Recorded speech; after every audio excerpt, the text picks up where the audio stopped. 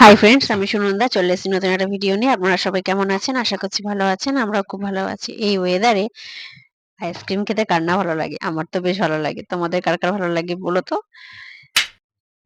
বাবা একটা তরমুজ এনেছিল, হাফটা খাওয়া হয়েছিল আর হাফটা ফ্রিজে পড়েছিল। তো ভাবলাম এটা দিয়ে আইসক্রিম বানানো যায়। তো চলো এটা কেটে নেওয়া যাক। হাফটা খাওয়ার জন্য কাটবো আর এর থেকে হাফটা নিয়ে আইসক্রিম বানাবো।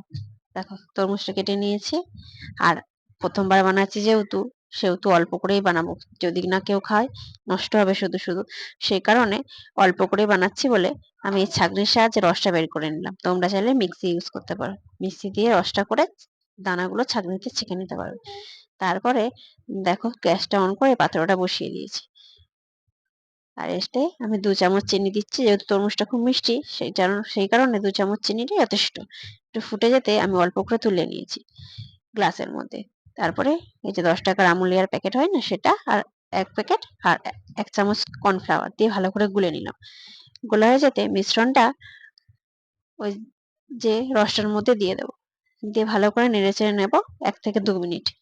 যতক্ষণে এটা হচ্ছে ততক্ষণে তোমরা কে কোথা থেকে আমার ভিডিও দেখছো অবশ্যই কমেন্ট করে জানিও। তবেই তো তোমাদের ধন্যবাদ জানাতে পারবো নাকি? দেখো এটা হয়ে গেছে। তারপর এটা ঠান্ডা হতে ছেড়ে দিয়েছি।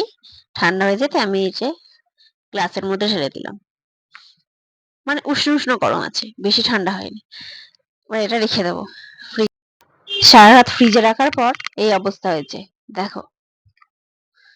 আর একটা জিনিস, পরে আমি আইসক্রিম মোল্ডেও বসিয়েছিলাম, সেটাই দেখাচ্ছি তোমাদের। দেখো এতটা সুন্দর হয়েছে যে আমার ছোট্ট মেয়েটাও খেতে খুব ভালোবাসছে। তো তোমরাও বাড়িতে এরকম আইসক্রিম বানাও আর বাচ্চাদেরও দাও আর নিজেরাও খাও। চলো টাটা আজকের মতো।